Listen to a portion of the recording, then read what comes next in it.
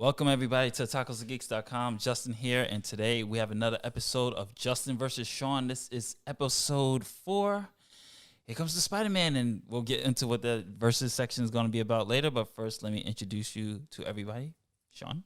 My name is Sean, the True Comic Book Fan. You can check me out on here, Bearing Goods, and coming soon, Chronicles. Hey, what's going on, everybody? It's Jarrell, a.k.a. The Icon. You can check me out on YouTube at Red Eyes Entertainment, Red Eyes with a Z. And hey guys, Gotham Geek Girl here, comic book journalist, nerd.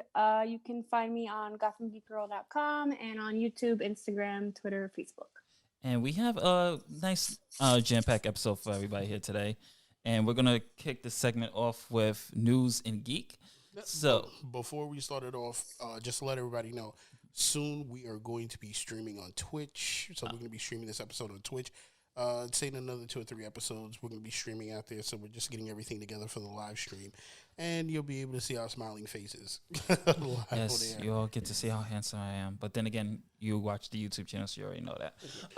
So let me start off with our first segment. This is going to be News and Geek, where we just touch base on a little bit of the geek news that's been happening either for the past 2 or the weeks before, we started this episode. So first news is Supergirl's finals season has been announced or canceled. We don't know, but I'm going to pass it to Mr. CW himself, and he can tell everybody about his thoughts on the end of Supergirl. The show isn't canceled. Yes, it's canceled. This will be the final season, but it's not like canceled in like a bad way. There were just a lot of things going against it. Like the production, due to COVID was a problem for everybody. Even now, Batwoman had started shooting like 2 weeks ago. The Flash was getting ready to shoot. Superman and Lois was getting ready to shoot. And then something happened in Vancouver and they had to shut the all production down. So it's like Supergirl was the last show that was supposed to start filming, and now they got to wait even longer. And then, there was also a rating situation because the ratings, weren't as high as they've been in past years, but that does happen with a show from time to time. But at the end of the day, like ultimately, the real reason why the show was like, I guess like all parties involved, like, mutually agreed to have the show come to an end. Melissa Benoist just had a baby. Like she was pregnant, throughout the entire, she was pregnant in the last few episodes of last season of Supergirl. If you watch the season finale, which was also ended early due to the pandemic, she didn't do any superheroing in that final episode. Like she's wearing the costume, but she's not doing any fighting. All the fighting was done by her stunt double. She spent most of that episode talking and having conversations with people, giving them the hope speech, because she wasn't able to do any of the physical stuff due to her pregnancy. And because I believe about 2 weeks ago she had the baby, she doesn't want to be stuck. Like she's not from Canada. Like, she's American. Like she's from America. She doesn't want to be stuck in Canada now, during a COVID situation, raising a brand new child. So, after that, I guess, she wants to be a mom. She wants to raise her kid. So at the end of the day, that along with the ratings decline, they probably just figured, well, we got a Superman show now. So this would be the perfect time for you to, make a heroic exit, so to speak, from the Arrowverse. I don't know. Like, plenty of actors have had kids during very popular shows. And they take a little hiatus. And I guess it's not the star of the show, or there have been a lot of people who've been the star of the show that got pregnant, decided, hey, I'm gonna continue to do. What I'm gonna do. Mila Djokovic, Resident Evil. Guess what? She did the entire Resident Evil pregnant. Yeah, that's a movie though. That's not a 10. But that's not a 10-month commitment. But the thing Canada. is, it's not like the first Resident Evil. You could take what she did in all the Resident Evils and account it to an entire episode of entire season of Supergirl. Because this girl was jumping around, kicking, pushing stuff, doing everything else. You're battling. I think she was pregnant during Resident Evil Nemesis.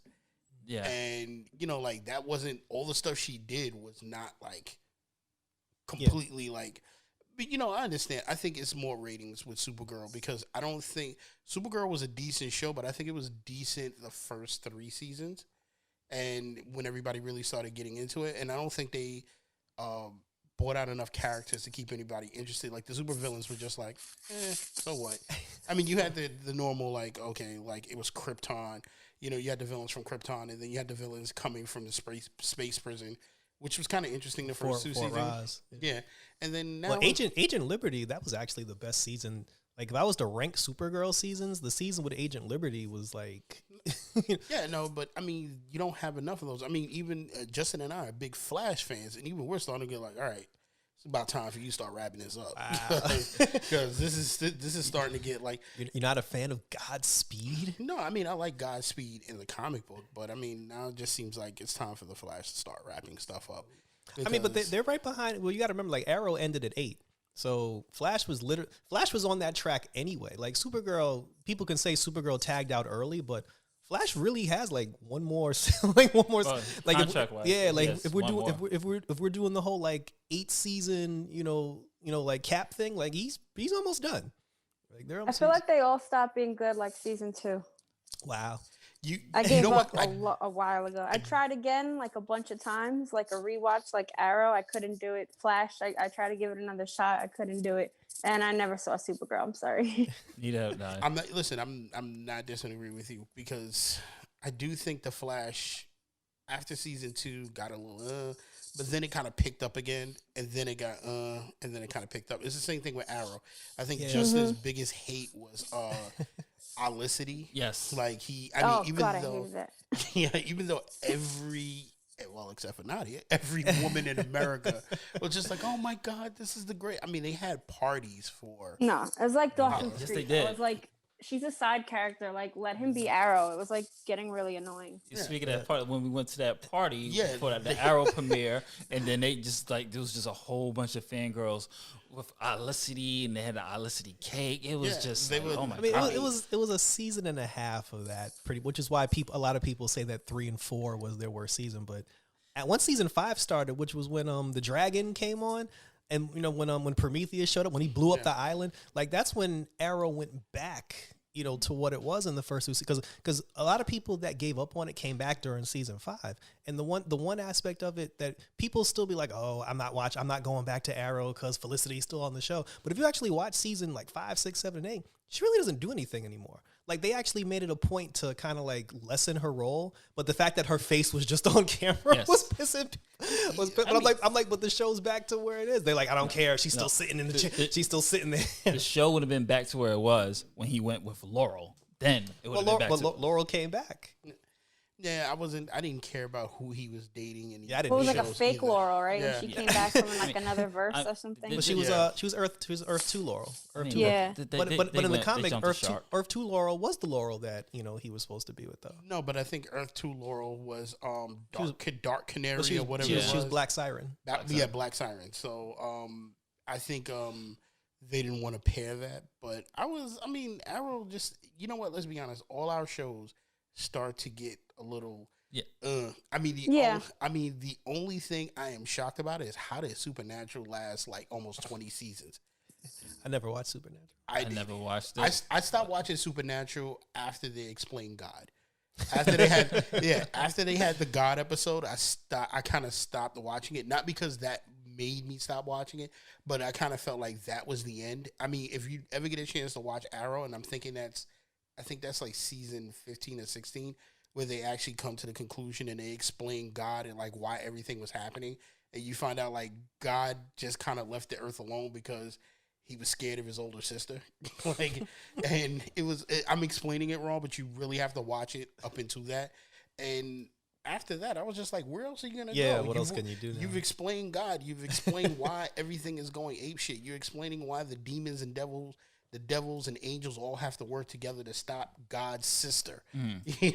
You find out there have been other Earths, other planets that he's inhabited, but his sister was just like a big bully. And then when he didn't do what he was supposed to, like she just destroyed everything. So my thing is like, why don't you?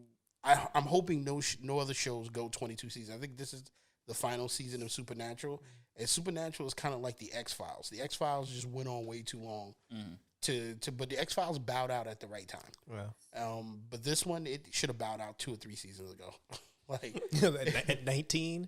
I mean, I think it should have bowed out at like 16. I gave up on The Simpsons a long time. Yeah, that's another show. They should have stopped at season 30. I mean, they already got the Guinness World. It's already one of the longest shows of all time. I think CW in general though just got cringe. Like, oh yeah, I don't know how to explain it, but it has like a like a teenage feel to it, but I it can. doesn't feel like the same writers. I don't know if that You might makes be any right. sense. You might be ex- absolutely right. I can explain it. It's called horrible bad writing, and it's just Yeah, it's just like, terrible writing. Even Riverdale, like I liked it in the beginning. It was very dark, and then it just got so cringe. Like the writing just made no sense. It was so like exaggerated and like I don't know. I feel like CW in general just completely lost me. It's a soap opera, but Yeah. And they do go for the young. I mean, that's why they picked up out of all the DC shows from the DC Universe app, they picked up Stargirl. And Like there's a reason why they didn't take Titans or they didn't take Doom Patrol. They took Stargirl.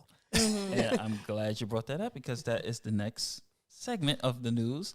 DC Universe shows are moving to HBO Max, minus Stargirl because CW picked that up, which is kind of weird because Warner Brothers owns CW, so CW purchased Stargirl from themselves to put on. Anyway, subsidiaries. Also Swamp Thing and Stargirl went to CW. Yeah, which I don't see so how Swamp Girl's still around. So Yeah. I don't see how Swamp Thing goes to CW because they're going to show the first season. And the thing is, what made the first season so great is that if you censor some of the stuff that was in the first season, it's not going to work. No, they're going to have to. I think they're going to use, because they are going to re-air the first season on CW, I think they're going to use that first season to try to justify continuing the show. And then they'll probably move that to HBO Max. But you don't need that to justify. Like the fans have been screaming, the Swamp Thing should have gone. You should have just moved it to HBO Max. Yeah, they should. Period. Yeah, they should. Like, which is another thing. I'm gonna say this. Warner Brothers, you owe me money because you really owe me money because I bought 2 years worth of your damn app. Shit. Okay, and you're gonna move everything to something that I'm getting for free. And like you owe me money. Like I don't understand how. Like you had everything. Like don't tell me that Disney. And this is the first time you're gonna hear me defend this. Like where like don't tell me Disney ran you off. Don't tell me that Disney was so good that they put out an app and you just decided. Even though I've looked at the numbers, the Warner Brothers, the WB app has been. I mean the DC app has been falling off. But don't tell me you're falling off so bad when you can't revamp it and you actually have shows on there that are good. Like you have, like I watched Titans, I watched Swamp Thing, I watched Stargirl on the app, I watched Doom Patrol. Harley Quinn was good. Harley Quinn was. HBO Max picked up Harley Quinn too for season 3. Yeah, that is my show because the thing is, like I was so happy that season 2 of Harley Quinn came like a month after season 1. It didn't even feel like it was a season 2. It felt like they had already made this like a 48 episode season 1. And they just said, okay, we're going to break this up and throw this together. And it wasn't like not one episode was bad or boring. And it explained a lot. Like I am a huge fan now of Harley and Ivy. just to sit down, like I can't, like I understand in the comic book right now, like they have Punchline with the Joker, but I can't, like I think they did a great job separating Harley from the Joker and just making her own thing. Her own thing, and then putting her with Ivy. I think the show did it justice to the point where I can't. If you haven't watched the Harley Quinn show, everybody on there is fantastic. I have favorites now. Like first of all, nobody would ever talk about Kite Man. Ever in their life, anything bad about that man. He should have been on Suicide Squad and just never die. Wow. Like he should always get out of whatever trouble is happening. He should always be able to get out of it in the most comedic way possible. I like the plant. Yeah, the plant is hilarious. But since you're the subscriber of DC Universe, do you feel like you say I know you say hey, they owe you money, but do you feel like they could have at least waited till like things were done filming, or at least wait a year? I'm only disappointed because I don't think HBO Max is going to. The one thing I did like about the DC Universe app was that all the animated movies I could watch eventually, and I can watch in one spot. Like I can just pick up and just say, okay, with like Superman Man of Tomorrow. Yes, everybody's going to see if they buy the DVD first and they buy the digital copy, but in a month I'll be able to watch it. In between the stuff I'm watching, I can go back and watch everything from the first DC universe, like when they redid the Justice League universe. Like I can go back and watch everything and catch up with it, even though I know they're going to redo the whole universe. That in itself was worth it for me. Besides watching the shows, now you're telling me you're getting rid of it and you're turning it into a comic book site. Like you can read all of DC's comic books. I have Comixology. There are plenty of comic book sites where I can go to and read comic books and pay something cheaper than to have your app. And it was great to have comic books on your app because that was just a bonus to it. And the animation and all the original shows. So you're getting rid of that. Why? Because Warner Brothers bought into HBO. And I get it. The money is that HBO Max got more popular than DC Universe ever did within the first 3 months of being out. So kudos to them, but you still owe me money. Yeah, they moved Young Justice season 4 to HBO Max too. Yeah, like I mean, I'm right? a subscriber to both, but I mean, I don't mind the transaction because I feel like they should have just did that from Jump Street. You know, because like when HBO Max came out, there is a section on HBO Max that says DC Universe. Yeah. So I was like, why is this DC Universe app not just on HBO Max? Because the sub content that's under there isn't the full site. Yeah, that's the thing, and that's the problem. Yeah, and that's the thing. If you were going to do that, it's kind of like Crunchyroll. You have Crunchyroll on there. You have Studio Ghibli on there. There's barely anything on Crunchyroll on HBO. Well, Max. because of the licensing, it's also licensing agreements as well. So, like, they have to have, when it comes to Crunchyroll, they have deals with these studios. They have to put it on the Crunchyroll app. It's not in the contract to put it on HBO Max. So that's why HBO Max could take whatever Crunchyroll is not really using. Like, that's why when you go there, you don't see the new fall season anime. You see only things that's like Inuyasha, something old. Or you Studio Ghibli and things like that. You're not going to see anything new. I mean, Studio Ghibli just has all the Studio Ghibli movies, which is fine. I don't think they have a bigger library than what they have on HBO Max. Not yet. Yeah, I mean, like I said, for me, I don't care that they're moving all the shows over because to me it does just make the most sense. My problem is when it comes to the TV series that are on DC Universe, like the entire Static Shock collection is on DC Universe, like Justice League Unlimited. You know, are they moving all of that over there as well, or is it just eventually? Because if they do that, once they do that, I don't care. They're gonna move. I'll cancel my DC Universe subscription, and then I'll just stay with HBO Max 100%. I just want to make sure that my TV series are also being brought over, so I can watch some Batman Beyond, and I'm not sure if they're doing that. That's the bad thing. Well, apparently, eventually that's supposed to happen. I guess, like I said, it's a more of licensing agreement type of things that's happening with deals. Like, certain things are on the Amazon, Hulu, and things like that. But we're gonna go from DC to Marvel now, and Disney has delayed all MCU releases that were due to be out this year. Black Widow has been reshuffled to, I believe, May 2021. Obviously, this actually is going to delay everything else from the MCU, such as the shows and things like that. So, for me, I'll go first. I think it was expected. I think the decision happened when Mulan flopped. Because if Mulan would have did the numbers on Disney Plus, if a lot of people would have purchased it on Disney Plus, they would have been like, okay. Oh, it was available for purchase? Yeah, you had to. The thing is that you had to. It was like 30, right? Yeah, you had to buy. You had to spend $30 to. Think of it as a rental, because if you pay $30 to watch the film, but you always keep it, but you only keep it as long as you have your Disney Plus subscription. So if you don't have your Plus subscription, obviously you can't watch Mulan. So Mulan didn't do the numbers Disney was hoping for. So they was like, oh man. Yeah, this is a bad idea. Mulan didn't do the numbers. Tenet flopped. Well, Tenet didn't do the numbers they was hoping for. So we're not going to put anything out. Wow. So Marvel, Kevin Feige. Kingsman's pushed back too. Which one?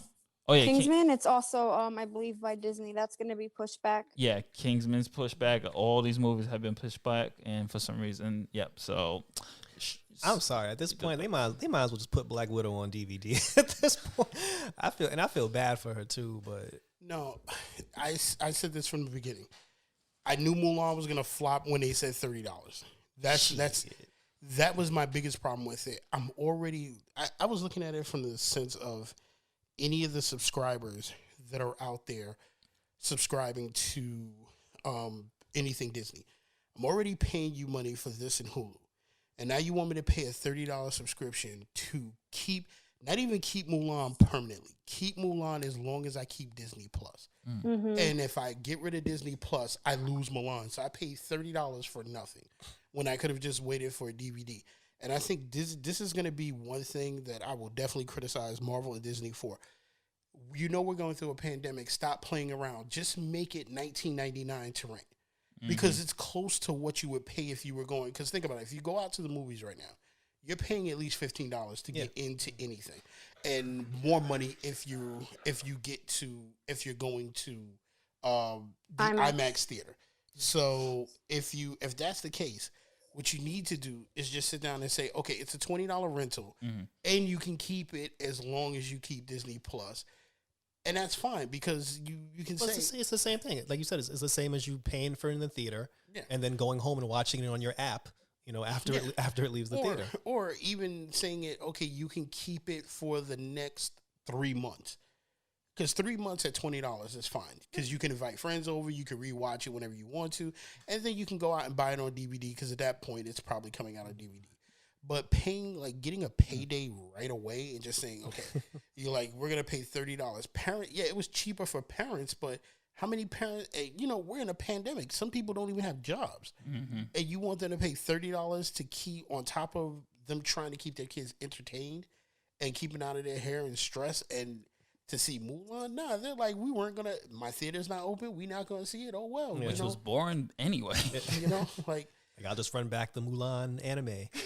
And I think the biggest problem is Disney has run out of ideas where you don't need to. I think they had success with Aladdin and some success with the Lion King being live action. Now they're like, oh, this is the formula. No, certain Beauty and the things. Beast was beautiful too. Yeah, okay, that was good. So you had Jungle Book, was that Disney? Yep. But Jungle Book was live action way before Disney started doing these live action movies. And they're actually doing there's rumors of a Lion King sequel, not Simba's Pride, but it's supposed to be sequel / origin tale of Mufasa.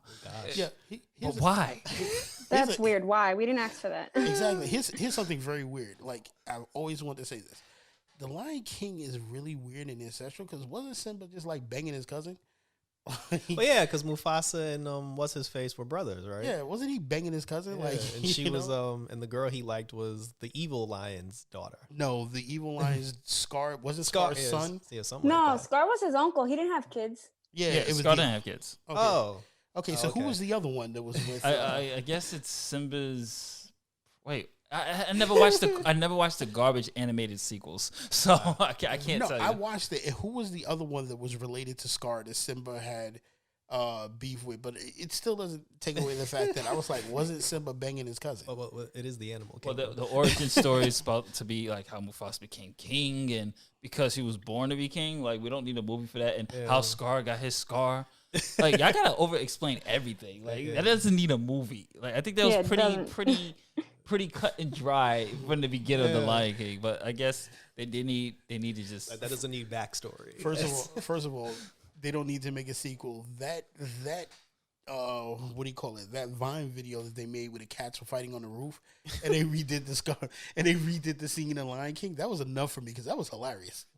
Like, and I mean, like, people just, I don't know. I think it's just money over quality because, not to say much about the younger generation. I think they're just entertained by anything, and I feel bad because I show my godkids like all the old cartoons and animes, and I'm like, unfortunately, it's not getting better than this. Like it's just not. Like, they're coming out with crap. Like, I'm watching everything that's coming on Netflix that gets popular, and I'm like, but and I'm like, this is trash. yeah, like that Jurassic Park one, like the Jurassic World cartoon. I just saw one episode. I was just like, what the hell is this? Yeah, like I mean, think Disney's problem is just like no creativity. Like they're first of all, they stole old childhood fairy tales. They made animated movies out of it. It made it lighthearted. They made them lighthearted. Now you're basically redoing the same shit only with live people. So the next wave is gonna be Little Mermaid 3D.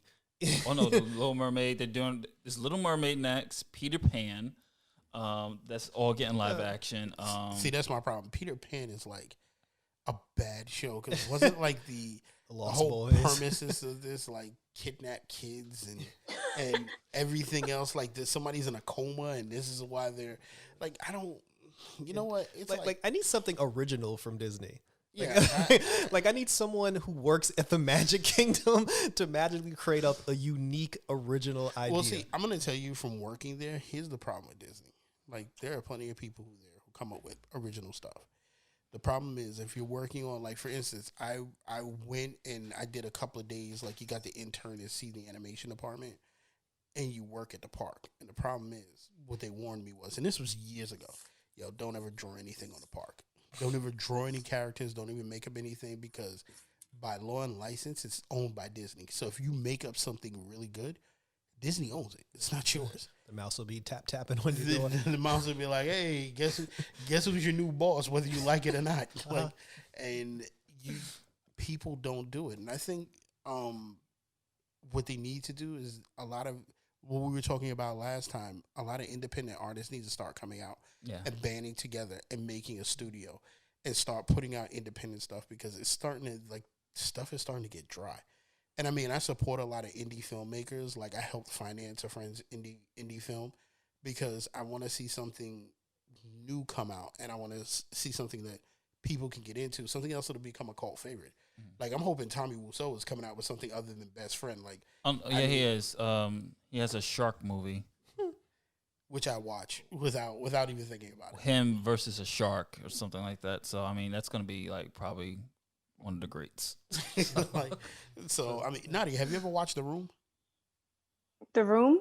Yeah. Is that movie with Brie? What's her face? Captain Marvel? No. That's the other Room. Yeah, This is Tommy Wiseau. You ever the Disaster Report? That's what the movie's based on. The Disaster movie. Did you ever watch the Disaster movie? This is a cartoon or no? It's a live action. It's actually a real movie. But she doesn't know the ways of Wiseau. Oh my God, we're gonna have to send it to her. Did you ever watch Disaster movie with what's his name from James Franco? James Franco.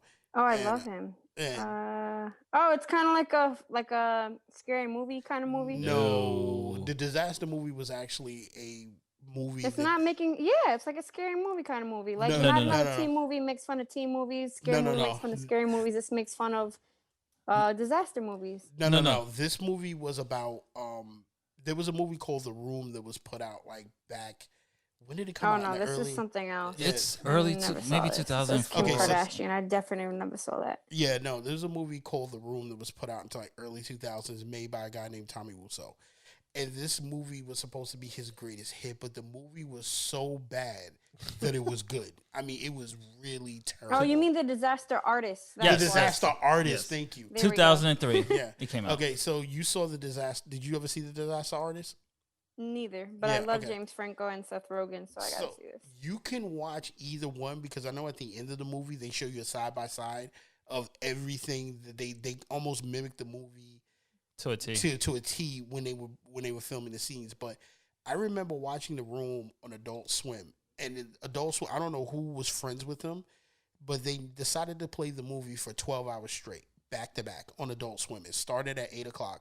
And didn't end till like 6 a.m. or something, or 8:00 in the morning. And I kept wondering, what the hell is this movie? But I was in school and I just started working on homework while I was doing it. Till one point I got tired and I decided to watch it. And I was just like, what the hell is this trash? So by the third time I watched it, I was hooked on it. Yeah. I was like, this is terrible, but it's so good. And then I watched, if you ever want to see something, just go to CinemaSins and type in The Room, and you'll understand why it ends up being really good. And it was so good that it became a cult hit. And now he made no money when it premiered in theaters. But 10 years after it premiered, it became such a big hit. They played in theaters, and people flock, and it sells out within minutes. This man's like, wow, yeah, I see it. It says 25 on Rotten Tomatoes, a 9 on Metacritic. Yeah, because they don't appreciate great art, and this man, no one knows his origin story. We don't know where he's from, but he's a millionaire. Yeah, he just popped up one day.